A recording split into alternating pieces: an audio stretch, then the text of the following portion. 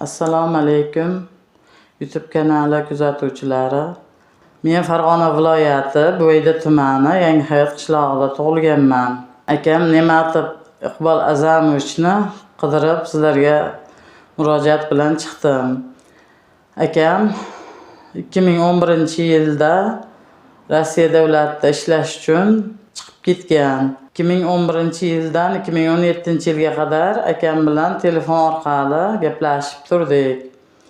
2016-yilda ayam og'ir kasal bo'lib 2017-yilda olamdan o'tdi. Shu ayam olamdan o'tgandan keyin 2017-yildan boshlab akam telefon qilmay qo'ydi. Akam bizdan xafa bo'ldimi yoki ayam olamdan o'tganda yetib kela olmagani uchun o'zidan xafa bo'ldimi? Telefon qilmay qo'ydi. Mana 9 yil bo'ptiki akam bilan gaplashganimiz yo'q. Iltimos sizlardan akamni tasodifan ko'rib qolganlar yoki avvaldan taniganlar bo'lsa, bizga xabarini bersin. Sizlardan yordam so'rab chiqdim. Juda ko'p joyga bordim. 2018-yildan beri akamni qidiryapmiz singlim bilan birga. Juda ko'p joylarga murojaat qildim. Hech qanaqa bir yaxshi natija bo'lmadi.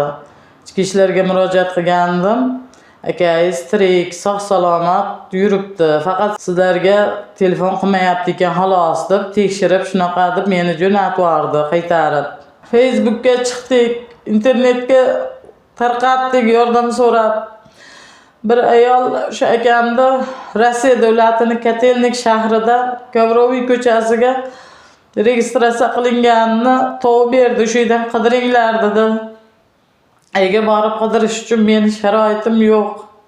Akam hech qanaqa yomon ish qilmagan. Xafa bo'lgani uchun bizga aloqaga chiqmay qo'ygan. Akam yo'qolmagan, sog' salomat yurganiga ishonaman. Aka, navoda o'zingiz ko'rib turgan bo'lsangiz, meni iltimos bizga telefon qiling. Bizda xafa bo'lgan bo'lsangiz, bizni kechiring. Men boraman uyga degandingiz. Nimaga telefon qilmay qo'ydingiz? Sizdan iltimos.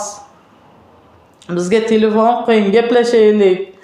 Sizni juda sog'indik. Balkim qiynalib turgandirsiz, bilmayman sizni qanday ahvoldaligingizni, lekin sog' salomat yurganingizga ishonaman.